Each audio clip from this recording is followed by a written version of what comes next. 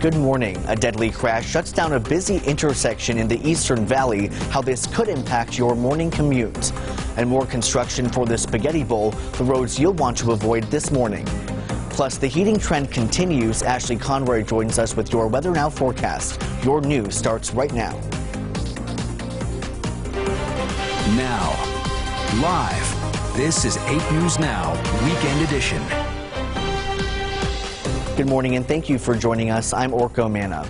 There are a couple things that may throw a wrench into your Sunday morning commute, including a deadly crash on the east side of town. It happened just after 4 at the intersection of Tropicana and Pecos. This is video of this scene sent to us by a viewer. Metro Police say one person was killed in the crash while 2 more were taken to the hospital. The intersection will be shut down for several hours as officials investigate, so try to avoid that area if possible. And the end of Project Neon is in sight, but not without a major push of construction this weekend.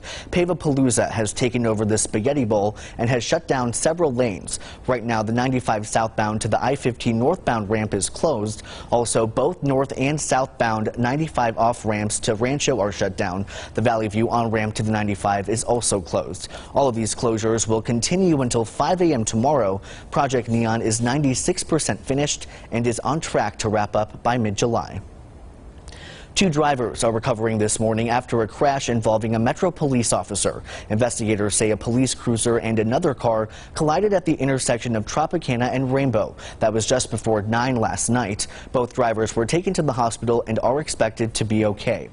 Metro says that officer was on the way to the scene of a barricade in the Western Valley. A burglary suspect refused to leave a home near Flamingo and Durango. The barricade lasted at least 5 hours rather. Metro says one man was arrested after a short standoff with their SWAT team. No details about the suspect have been released. Well, if you spent any time outside this weekend, you'll know the temperatures have definitely been heating up. Ashley Conroy has more on what we can expect moving forward in your Weather Now forecast. Hey there, if you're just waking up, beautiful temperatures outside today. Of course, it is heating up a little bit. It's June 2nd, but we still haven't seen that first 100-degree day of 2019 as of yet. Doesn't look like we're going to see that today at all.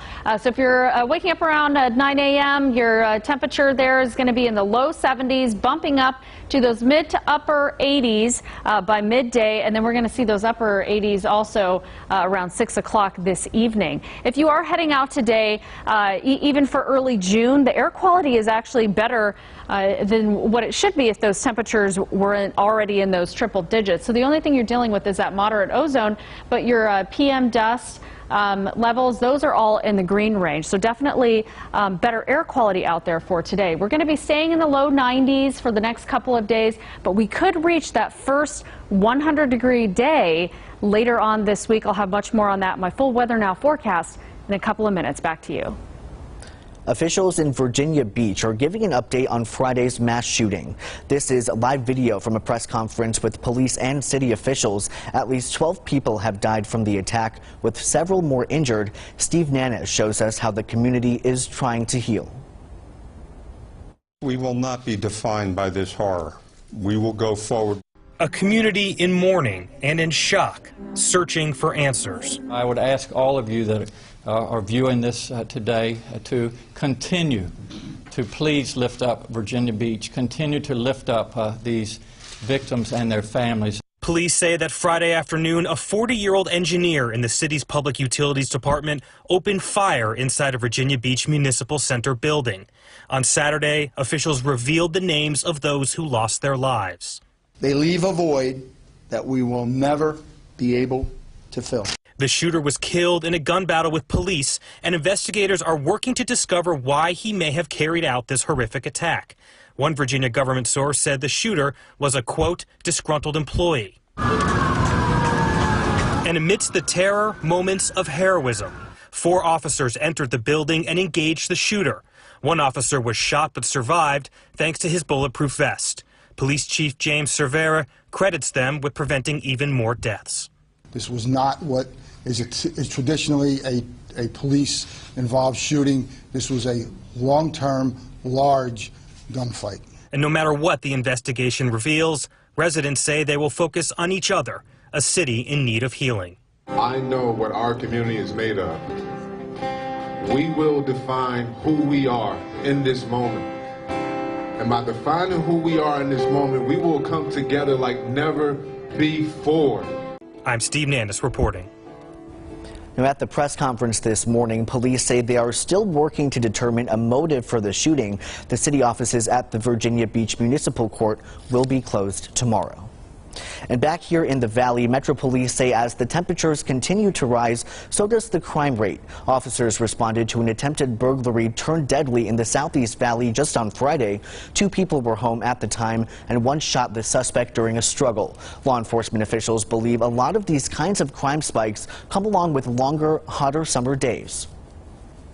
During the daytimes when it's excruciatingly hot outside, we don't see that increase. What we see is more towards the evening hours when it starts to get nicer, people are out and about.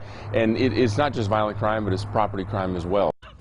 The department can't say if students being out of school contributes to the increase, but to deter crime and build relationships, officers are spending a lot of time out in the community. You can see that in this video here posted on Metro's Twitter this week. An officer took the time to play basketball with a few kids on the northeast side of town.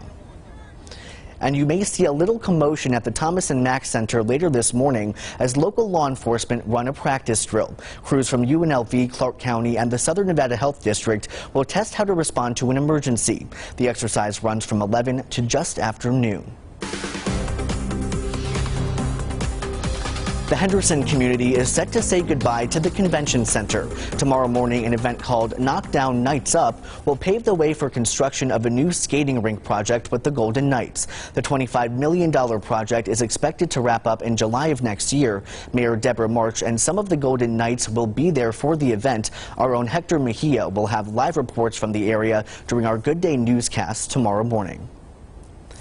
And the 4th of July may still be a month away, but tomorrow a recommending committee will debate whether or not to increase the punishment for illegal fireworks. A bill aims to make them a civil crime rather than a misdemeanor. After tomorrow's hearing, the bill will go to City Council for a vote. If you've driven on I-15 south of Las Vegas before, you're familiar with the 7 Magic Mountains. They are colorful rocks sticking out like a sore thumb in the empty Nevada desert. They've been there for 3 years, and now work is underway to spruce up the sculpture and at the same time keep them from ever moving. John Langler has the story. So I wanted to show her the exhibition because we thought it was kind of cool. Giselle Arriaga and her tour group came here for the same reason almost everyone else does. Yeah, take a selfie. To take a picture. 1, 2, 3, Silverado. Though this time, it says they're painting it. something else colorful was in the way. It says paint restoration. Always people ask about the meaning of art. And even art needs a makeover. The artist has said that for him, the 7 Magic Mountains is really an act of poetry. The sculpture is a creation of Ugo Rondoni. It was installed in 2016 and only supposed to last a few years. But the Bureau of Land Management recently approved an extension on the property until 2021. That means the 7 Magic Mountains need one good, fresh coat of paint. You encounter it, it's like you're walking almost into a mirage. Like a mirage, though, it's possible for this sculpture to disappear.